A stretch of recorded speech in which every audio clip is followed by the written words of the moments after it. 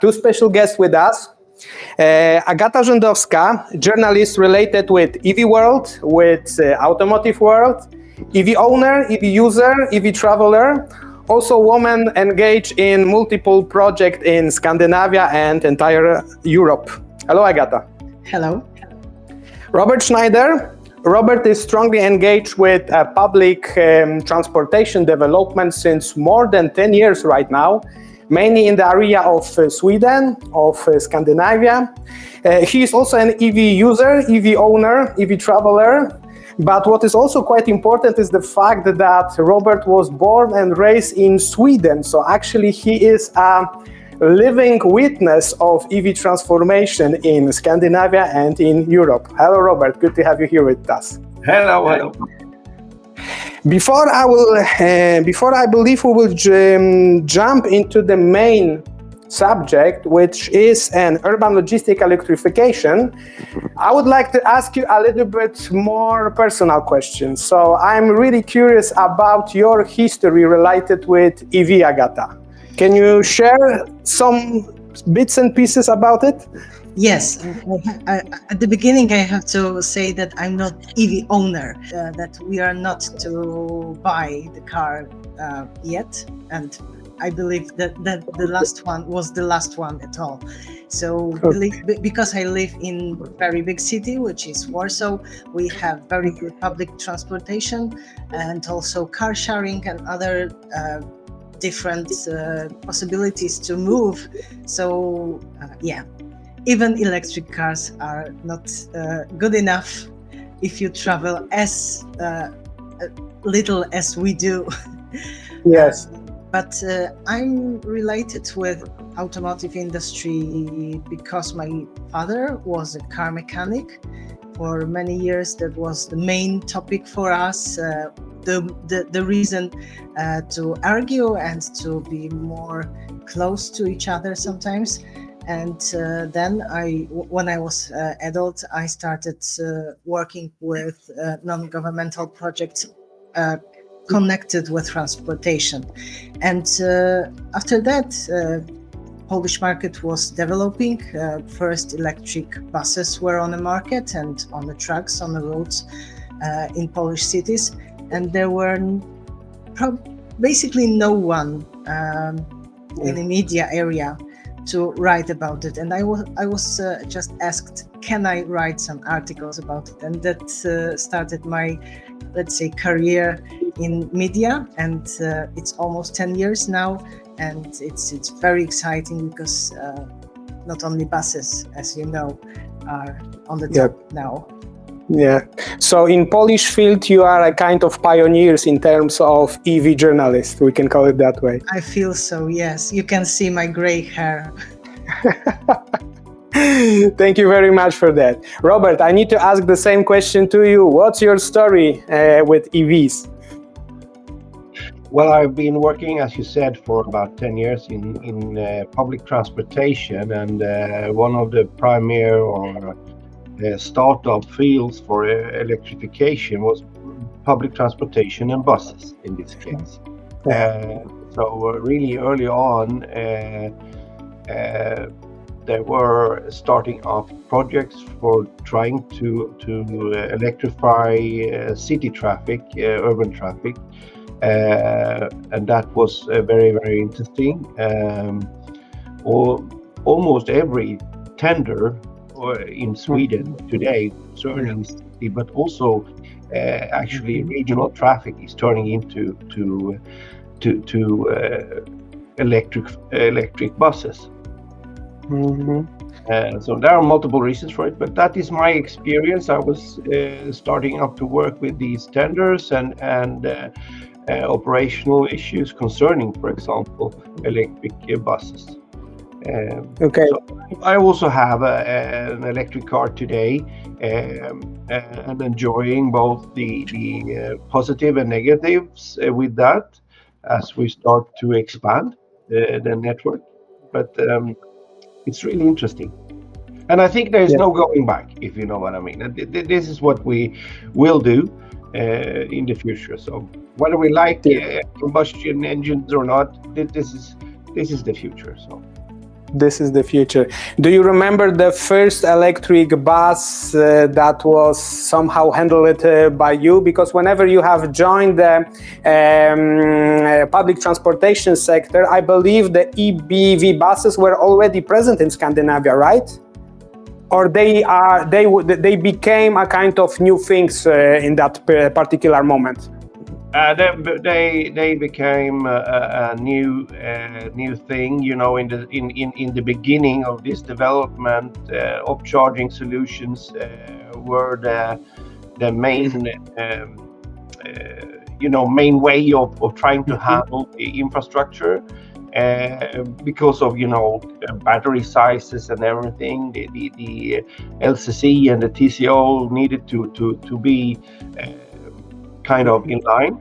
So, but we soon found out that the development of batteries, for example, for the buses was increasing very, very rapidly. So nowadays, many are looking at the plug charging, overnight charging solutions, and maybe fast charging solutions during the day, depending on the traffic.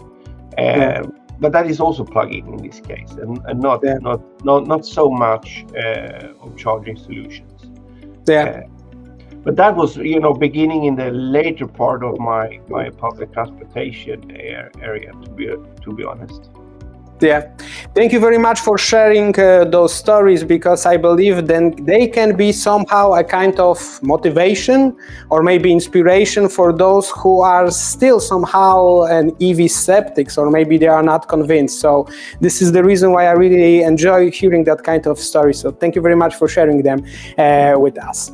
So I believe right now it is about time to dive into the main subject for today. So together we will try to find a recipe, or maybe recipes, for an urban logistic electrification. This area is extremely wide, so probably we will not rest our case today, but nevertheless we will try to make that happen. Agata has prepared a material that can be, I believe, a great starting point for the discussion. So Agata, we are all ears right now. Thank you. You said that we need some recipes. I will just show you, I believe, some ingredients from which we can develop something very interesting. So let's start with the presentation. And as you said, there's no turning back. This is the sculpture, the piece of art I saw in 2018 in Berlin during the conference, strictly connected with e-mobility. This was the first time when this event was introduced to the audience, and it was established by people who were developing and working for Geneva Automotive Motor Show. So they decided to show that there is no afraid, people should not to be afraid that this combustion engine era for automotive industry will end. And they showed us many examples and many interesting startups and solutions to convince journalists and people around media that we have to be aware, we need to learn more about it, and we need to ask questions, because there probably would sometime some companies show us something which is not very green, which is greenwashing, and we have to be aware of this also. So this picture always reminds me that this is the end, but we have to be very, very careful all the time. And this is a photo from last year's very big conference in Norway, in Oslo, EVS 35. It was 5 days, like the biggest EV festival of Nordics. And this is part of the presentation of Christina Bo. She's a general secretary of the Norsk Elbilforening, the biggest EV association in the world, and she's showing some targets for Norway to achieve in electrification of transportation. And first, it's cars. So as you can see, it's almost 20%. It was almost 20% totally electric, like not plug-in hybrids, but only electric cars. With plug-in hybrids, it's about 30%, 35% now. But what's the number of the cars in Norway? It's 2.5 million, something around it. So this target is getting closer and closer to achieve it. From 2025, Norway decided to ban internal combustion engines from the market, new cars. It is pretty much the same as we are developing in European Union. So they will just check, is it possible, and what is needed to be done before the target will be achieved, or is it even achievable? The second number is lorries, like small vans and small trucks. And the market for those cars last year in Norway was 3%. So it's very, very little.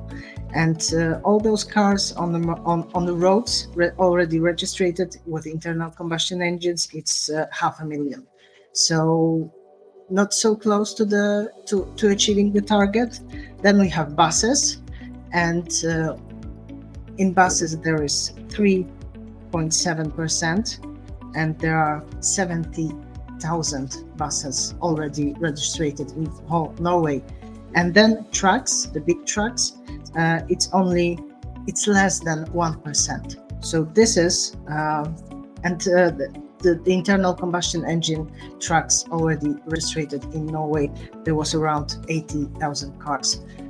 So the last part, the last number is, I think, crucial for companies like Ekoenergetyka, because those trucks, big trucks, will need special charging infrastructure, and Norway already knows that.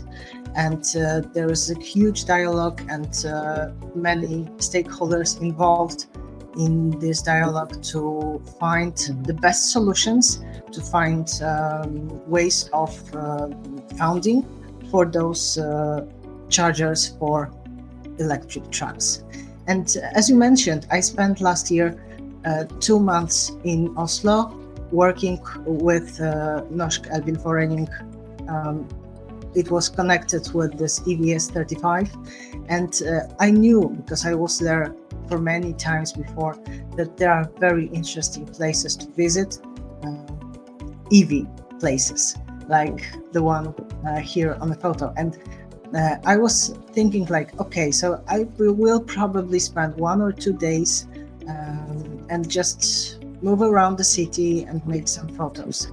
And day after day, I was going to work using bus or using the metro line, sometimes just walking around the city. I was finding very interesting places to make a photo, to learn more about them. So I did not need any extra day for sightseeing, because the whole city is like the big living lab for EVs. And this is a charger, pantograph charger, close to the harbor. And I spoke with some drivers, and they said that they like this line because there is peace and quiet at the end, and they can charge easily, and they can just have a good moment of rest. The second picture, it was a photo made close to the office, and this is a small truck, van or lorry, how to say it, when you can rent it and use it in the city center, because Oslo is developing kind of low emission zone, but not exactly using the words low emission zone. They are trying to build new space for people, quiet, peaceful, open for public transportation, and for people who want to just walk and use bicycles. This is the kind of story they are trying to show now. So this is a small one, very useful. You can also add some extra stuff behind the car, and I saw them a few times during this those 2 months. And this is the guy on this photo is smiling because I was like chasing him around the city a few times, because the construction site here near to the Oslo City Central Station, it was this is very interesting story, I think. 7 years ago, it was part of the city when all the cars were warm welcome. You could just use your private car and park it and move around this strict center of the city. And now it's closed for private cars. It was wide open for taxis, but it's now also closing this. It's becoming more and more open space for people, not for cars, even for taxis. So there is a construction site, and at this construction site decided to use mainly low emission or even zero emission vehicles. So this guy was like, we met a few times. I was waving to him and asked, can I make you a photo? Because this is very exotic to see so big vehicle in the city center and working on a place where cars were no longer existing.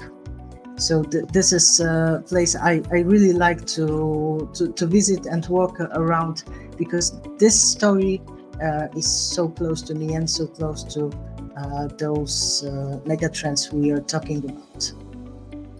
This is also van truck in the city center, and this is pretty much common now to see those cars, those big trucks on the roads, and it is also quite common to meet them at the charging stations around the city, because there is a lack of places directly developed for those trucks and for the drivers. So it's easy to charge this big van or quite big truck in Norway, because there are quite big hubs with different connectors, with different levels and speeds of charging. But I believe next 2 or 3 years it wouldn't be so easy. So there's a strong need to build some extra spaces, extra hubs, or any other or to design any other solutions for those logistics. So this is also very interesting area, because the demand is so big that companies developing the charging infrastructure do not have enough people to work with this. So this is a very good example for different countries to be aware of this and to work with educational systems and any other stakeholders who can just be ready for the change. And this is the place I believe will be the next step for electrification. You can see the big ferry. Some of those ferries are already hybrid, and they are moving through the harbor with electric engines. They have some energy storages, and the next step, fully electric ferries and small boats, and also charging infrastructure for them. This is something for me, I'm not an engineer, pretty amazing, because I saw some connectors, I saw some details about charging those big boats, and this is something huge, I must say. And as we said, that there is no turning back from the electric cars. Also, electric cars are moving on the ferries. In Norway, this is a car I was testing in Norway last year, Nissan Ariya, and this is the small ferry, like the urban ferry, let's say, but there are different sizes, different routes for those ferries, and also on some of them, on some of the boats, you can actually charge your car. And I know that there are also there are both AC and DC connectors on different ferries, so that will be also very crucial point for many people and for companies providing charging infrastructure, because if you're using, if you have the only car, if the only car you have is electric, you should be able to charge it when you're traveling across the city, of course, but across the country and even across Europe. So not only fast chargers on the highways, but also fast chargers or any chargers on the ferries. And also, I would like to mention that as you see this big truck, mobile chargers, DC chargers, will be something we probably will see on the construction site very soon. This is parking area Vulcan in Oslo, one of the biggest garages or parking areas with charging infrastructure. At the beginning, there were mainly sockets just to plug the car in, and now they are changing, they are moving closer to fast chargers, not the very, very fast chargers, but DC chargers with low power and AC chargers, because when you have like 300 or 200 places to park the cars and they are rotating all the time, because it's not a place when you leave the car for the night, you have to be able to charge the car faster. So this is what I saw, what I experienced during my journey around Oslo and living for a moment there. So, Agata, thank you very much for bringing a piece of Scandinavia to us today. I believe this was a clear picture that the revolution is a great success in Scandinavia and Norway. And this is something that we will be discussing in the further part of our webinar today. What are the recipes? How can we implement some of the solutions to other region, to other market, to other countries? But in the meantime, I'm seeing that there is a large number of viewers that are joining us. So I would like to take a moment and say hello to all the people that has decided to join us. Hello, everybody.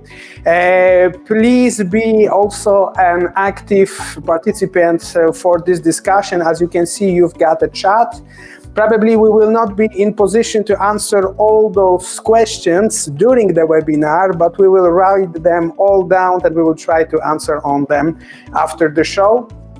So there is already a nice discussion about electrification of other areas of Europe. For example, we see examples from Romania.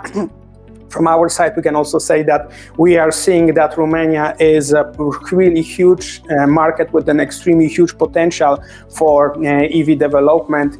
And let's hope other countries will also join that path. So hello again, once again, hello everybody from the participant side. Getting back to our main subject, I believe we all agree that the milestone that is 2035 is a kind of no turning back for the internal combustion engine. I am wondering, what's your opinion? Is it maybe somehow too soon, or do you think it is enough time to make that kind of huge transition? Because at the end of the day, that's a huge transition in terms of infrastructure, in terms of vehicle technology, and also I believe what is the most important, the mindset of people, of the car owners, right? I can imagine that 150 years back, whenever the internal combustion cars were introduced to the market, there was a lot of people that were saying that, but we are great horse lovers. We don't want to have a new machinery that will take us to work, take us to holiday. I can imagine that probably there was the same kind of discussion back in the days that we have today with EV. Do you think it's not a little bit too early? Did we give ourselves enough time, for that kind of transition, 2035? From my perspective, yes. Mm-hmm. First discussion in European Union about electrification of transportation, because there were some CO2 reduction targets. It was half of first decade of 21st century. 2009, it's the date when those regulations were very strong discussed in Brussels, and any country were able to said that no, maybe something, or there was a huge dialogue. And after that, the procedure was started. So all the stakeholders know what to do. The battery transformation and developing the new technology and chemistry was moving very fast from the time. So I believe that no one was surprised that we are going to 2035. And there was quite a lot of time to show people, both from the urban or from logistics and private cars owners, that this is our target. Okay, yeah. Robert, what's your opinion about that? Yeah, I think that some would probably argue that it is too late with 2035, but I still think that this is a somewhat realistic target, depending on the ambitions, the political ambitions that exist in the countries, because we see a very good tool when we are using incentives to reduce taxes for electrical vehicles in different forms, and also grants for research and product developments and infrastructure establishments. So it is really the ambitions for it's mainly a political discussion, I think, because we do have the means to achieve this. We can see it in Norway very clearly with the incentives that they have had for electric vehicles with tax reductions, and that had to have up to 60% of new cars being sold as electric vehicles. That is a huge number, and we can also see that Norway has actually moved furthest in this process. So, but in Sweden, for example, we have, I think it's about maybe 45% sales of new cars is electric, and the means to do this is there. It is just a political discussion. How much will it cost to reach this target?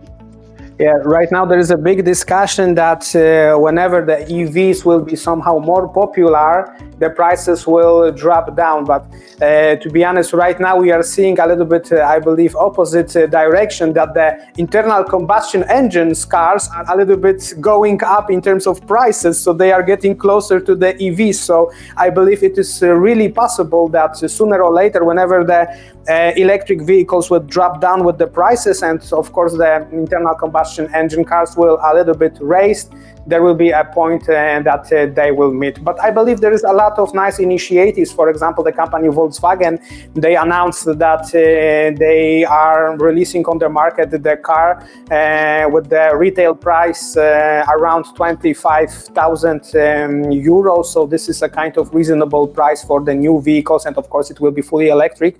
So I believe the future will be really bright in terms of EV. I'm really happy to hear that the 35 is not a kind of big threat from our perspective, but I know that from the legal perspective, there's going to be a revision in 2027, as far as I remember. Do you think that in 2027, the authorities might somehow change the final date of 2035?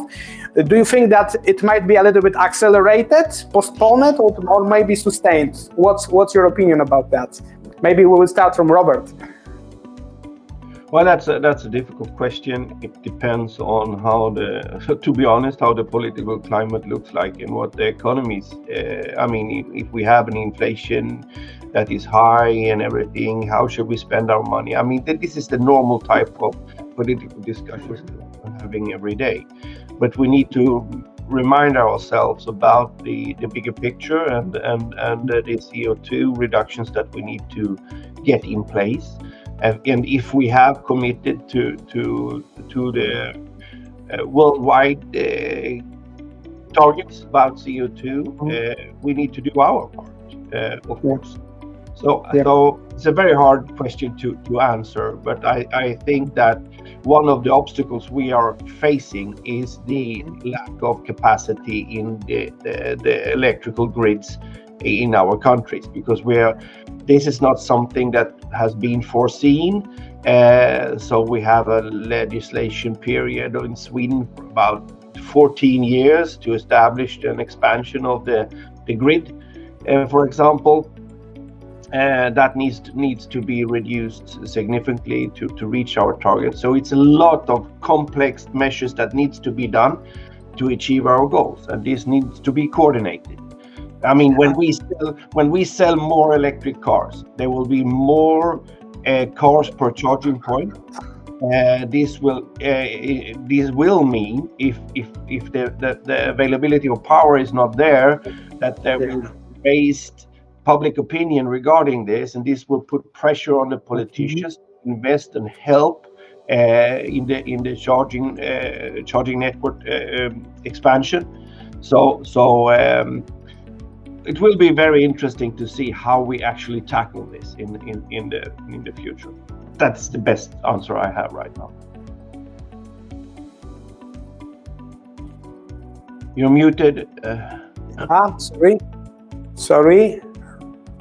This is the perfect example that we are live. So some technical application, but I believe right now we are on the air again. So you have put it on the table, I believe, really important challenge, which is the grid, and definitely we will get back to this during this discussion, because as you said, no matter if we were discussing about the Scandinavian market or about the rest of the world, the grid challenge is always one of the biggest challenges that we still need to face. So definitely this is something that we will get back during this discussion. But I would like to also ask the same question to Agata. Do you see also a kind of threat for 2027, that the revision? Do you think that the authorities will increase, decrease, or maybe sustain the 2035 milestone?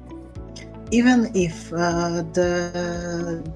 this ban for internal combustion engine will be postponed for 1 or 2 or 3 years, we still know the path which we decided to go. So this is not any problem. And from my perspective, as I spoke many times with some politicians and people already working with the regulations in Brussels, they still have a very strong memory of the Dieselgate. So having this in their mind, it's probably the best way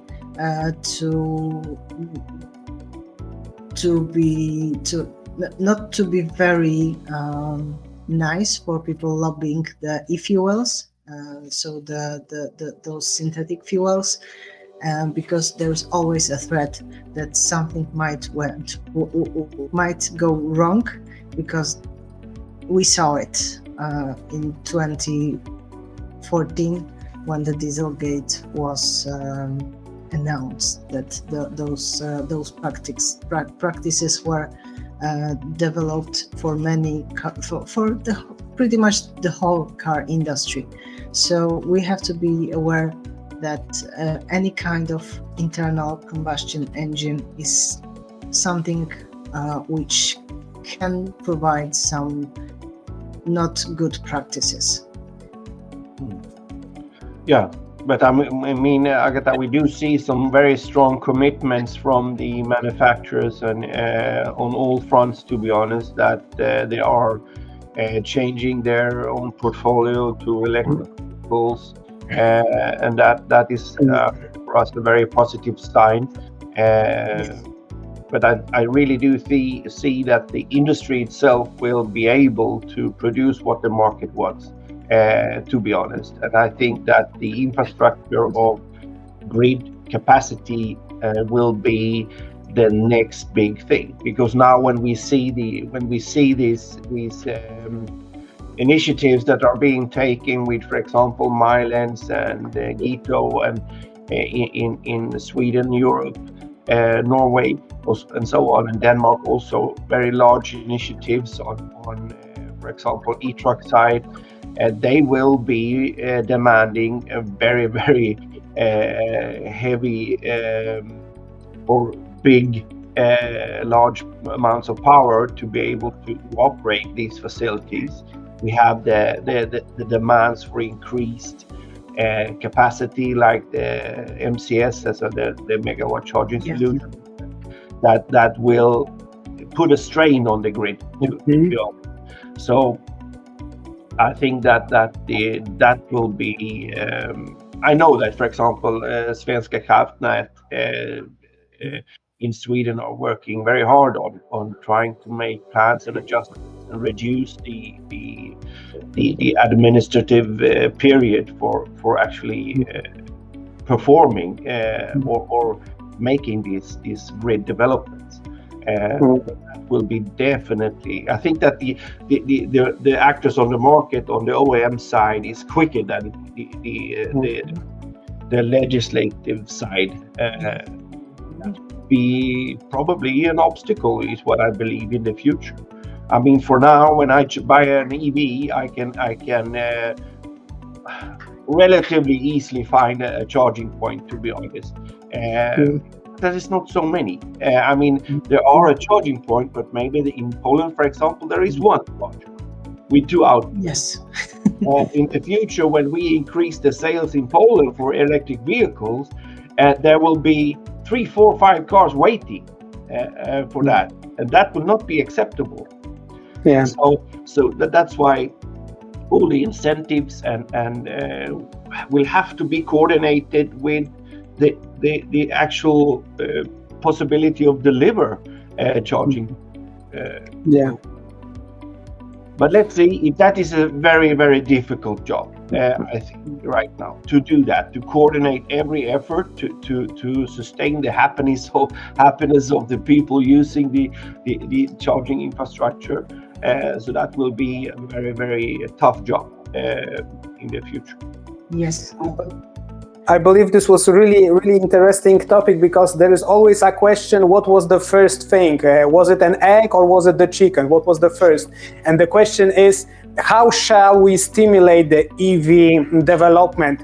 Shall we first base on the charging infrastructure development, and this will be a kind of trigger that will initiate, people to buy EVs, or maybe we should do it other way around, that we should promote EV cars, and more EV cars will show a potential for private investors, for the public investors, to invest more money in the infrastructure. What do you think? What's the good recipe? How this solution was solved in Scandinavia, in Norway? Because Agata, I remember you mentioned it, that right now also looks like a giant hub. It's not a city, it's a giant hub. We see a similar situation. So what's the good recipe that can come from Scandinavia? We should start from the infrastructure or from EVs? I can start. I Yes, just want to say that I think that, for example, what they have done in Oslo, in Norway, is actually a very good way to do this by making incentive for the users to actually buy cars. We are putting pressure on the politicians to actually provide the charging infrastructure needed, and that is a very, very tough argument, because then we are in line with the CO2 targets that we need to achieve. So I think that is the way to do it, but it will not be without conflict. That's what I believe. Yeah. Yes, definitely. And you already mentioned about the grid and politicians. Without understanding from the politician side of need to invest in the grid, there will be no grid investments, because it's now possible to give this area only to the business. Electricity is mainly developed and operating by the public government. Yeah. So the public companies should be more involved, especially in Poland, to build this basic grid, and then to transfer, or maybe just developing, investing, and making more smart, because we have this issue that this is not a smart grid yet.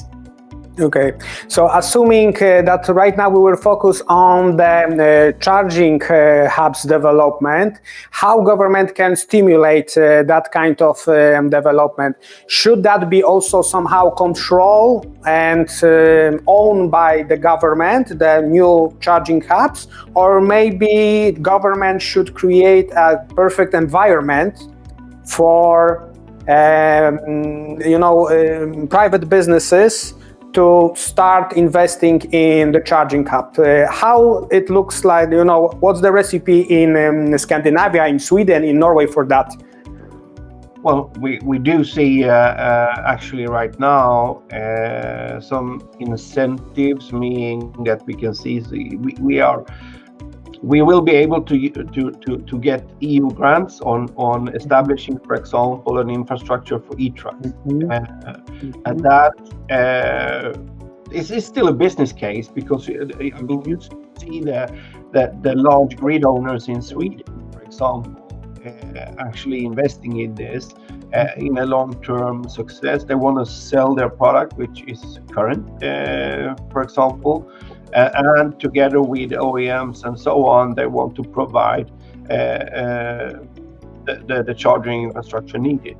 So it's a commercial interest, of course, but in Denmark we see initiatives from the government there on that side that they want to maybe start up these investments when established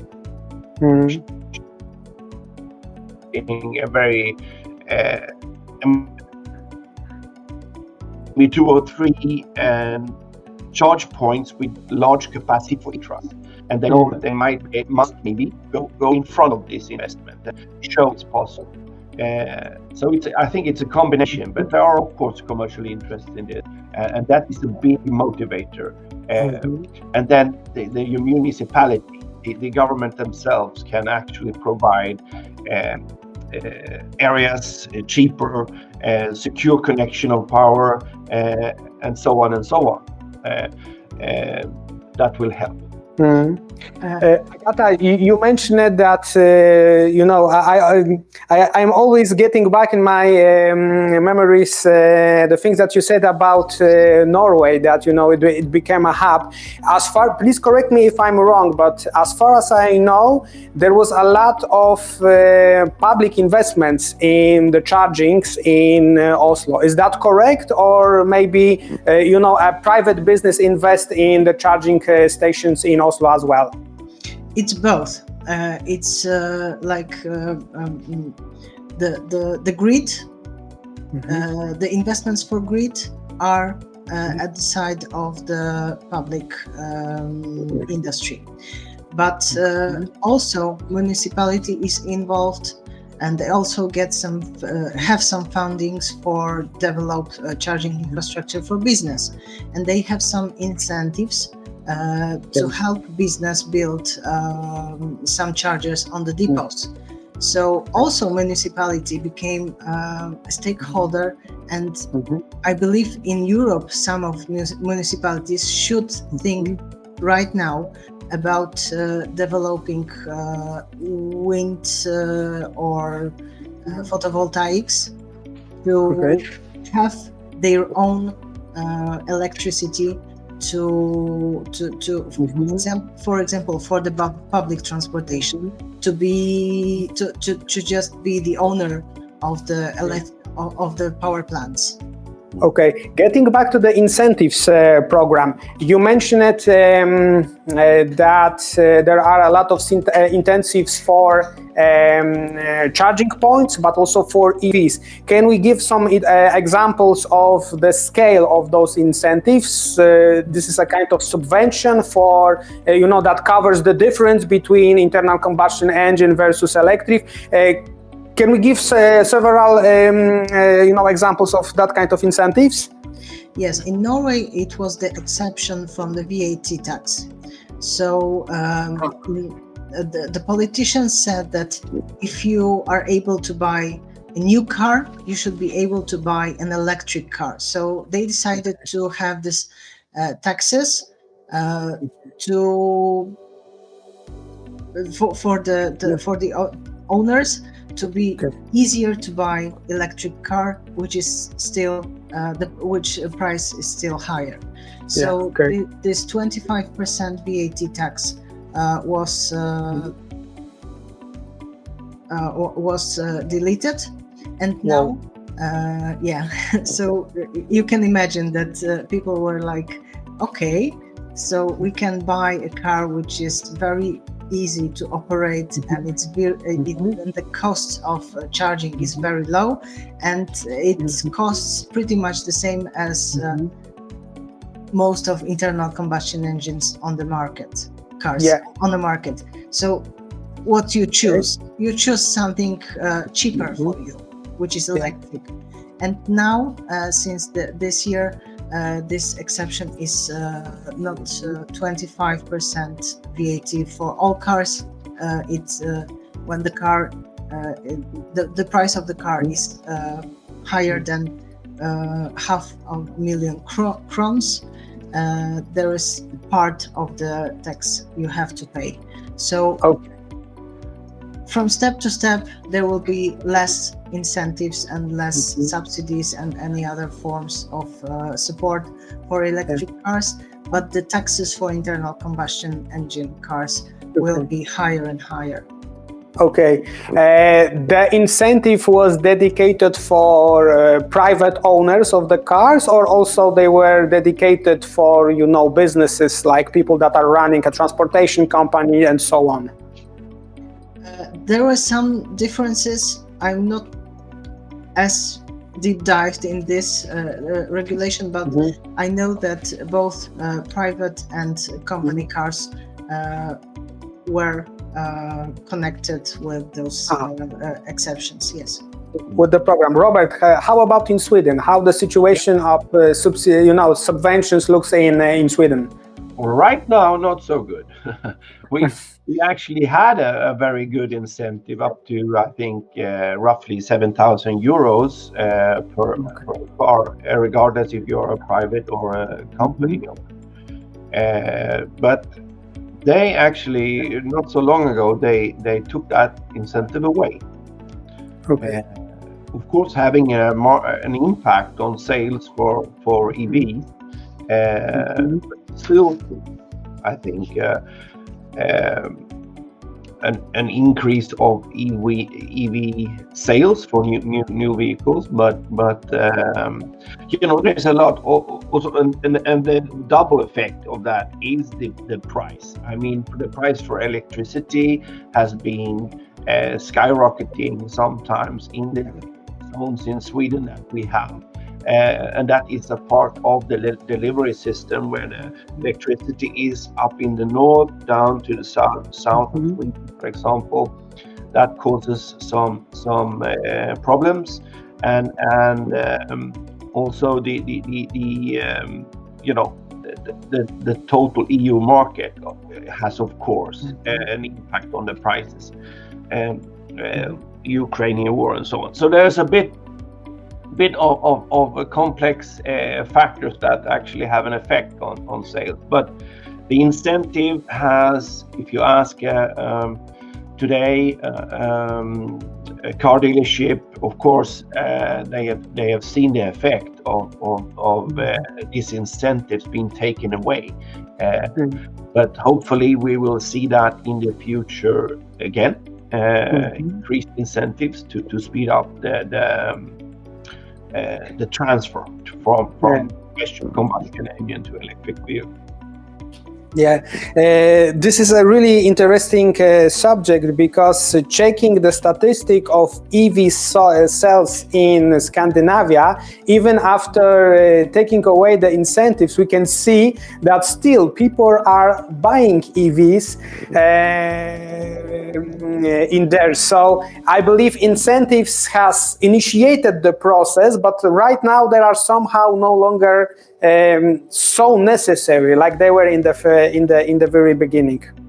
Yeah, but in Poland, I think, for example, to get this movement started in a bigger scale in Poland, I think that this is something that needs to be done. That is my opinion.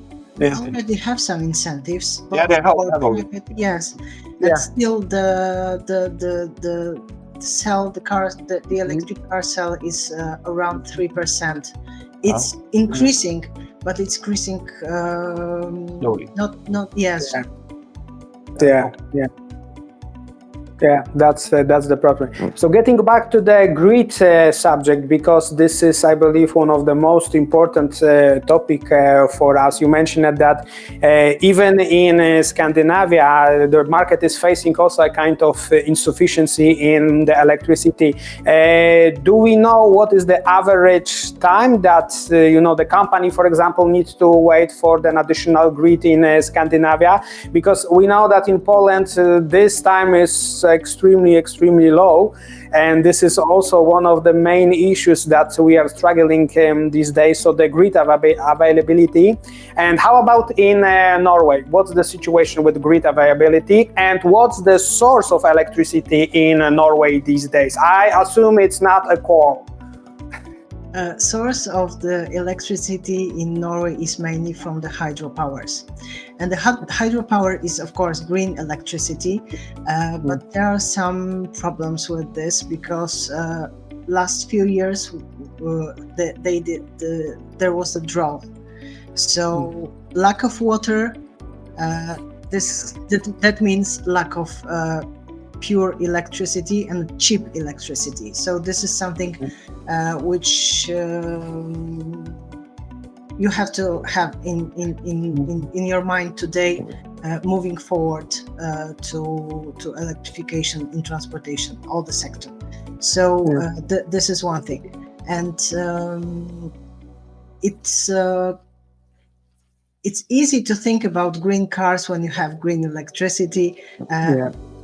But even in Poland, when we have like some part of coal still in this mix, it's better for people to use electric cars, trucks, vans, whatever. So this is something we have to have in our minds. And you asked about the second question was about.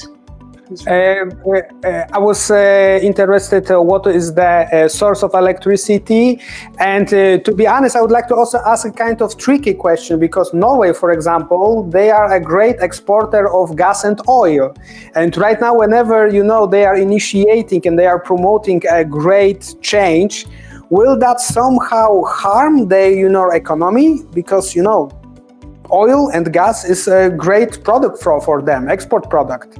Yes, of course, and they are looking for some solutions, and they are very, very now involved in many different startups and looking for some opportunities to just switch from the oil and gas to green. But this is very often, as you mentioned, that it's easy for Norway to be the EV the EV hub or EV living lab, because they have those money from the oil and gas. But I also, of course, asked some questions about it, and the taxes are the main reason to develop electric market, because when you have taxes for polluting cars, you can use those taxes to support non-polluting cars. So this is something they decided to develop and to do all the time, and still they have it. So even if you do not have like very, very strong industry, you can use taxes. Yeah. Robert, how situation looks in Sweden in terms of source of electricity? You asked about the time for the grid. So now in Norway it's sometimes even 18 months. So 1.5 year. They are focusing to short this period of time and to have like 12 months maximum. In Poland, we already saw that even 3 years, it's the time when you can wait for the grid. Exactly, 24 months is a really optimistic scenario for Poland. But to be honest, somehow it is a kind of I would not say a good information, but it is a kind of information that helps us to realize that it's not only a Polish problem, it's not only an Eastern Europe, Western Europe problem, it's the problem of entire globe, and this is something that we definitely need to struggle. So getting back to you, Robert, what's the situation in Sweden in terms of source of electricity and the time that we need to wait for the grid connection in case we would like to start some hub? Yeah, I mean the source of electrical power in Sweden comes about 35% from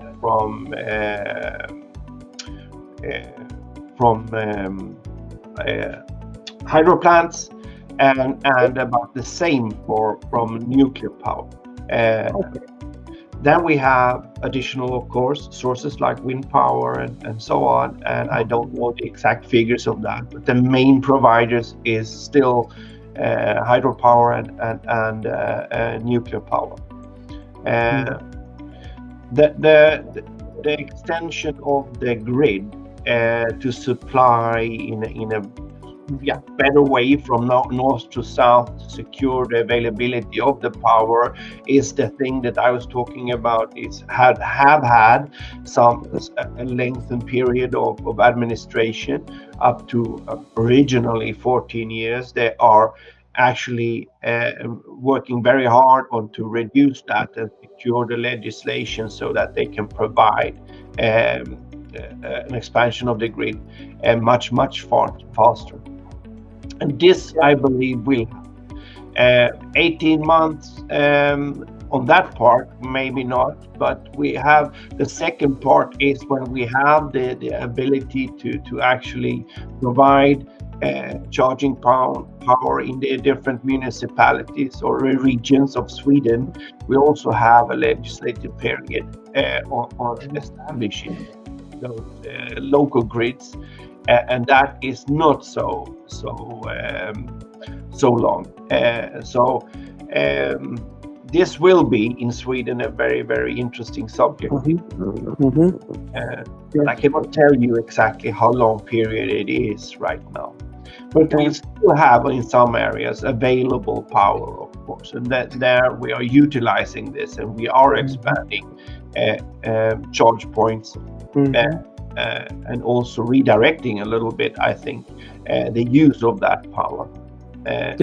A very, very interesting question in this is the vehicle to grid situation that we are seeing, and the availability of 10,000 megawatts in Sweden of actual power being transported around in our cars, for example. And we also see that many municipalities and operators and PTAs and PTOs are actually asking for how do we have battery storage solution that will cut off the peak, help us to cut off the peak usage of power. And I think that is also balancing of the grid. It is a very good discussion. For me personally, I have been wondering about how shall we use vehicle to grid? And in this case, I think that this is during this transition period, depending on how long time this will take, 10 years, 20 years to satisfy the market with enough power, we will be utilizing battery storage to help cut off the peaks. That's what I believe anyway. And we are seeing now, for example, different types of producers, manufacturers delivering 500 megawatt battery stations. We have a very famous provider in Sweden, Northvolt, that are using this, for example, 250, 500 and so on. And I think these types of battery storage solutions will be put in place. Because otherwise we will not be able to maybe utilize this charging point as we want to. Thank you very much, Robert. Unfortunately, our time is almost up. So as we expected, the subject is so wide, so deep, and we barely scratched the surface of it. So I believe it will be really good to make a part 2 of our discussion, where we will be discussing about e-buses, last mile delivery, long hauls, medium range trucks, and also ferries that you mentioned it, because from many regions, this is also a really important aspect of electrification. So thank you very much from our side for a great discussion. Thank you very much for time. Also from our viewer side, thank you very much for your time, from your attention. We will try to answer on all those questions. Sorry that we didn't have a chance to do it here live, but we will definitely get back to you. So stay tuned for the next episode, and we hear each other soon. Thank you. Bye-bye. Thank you very much. Have a good day.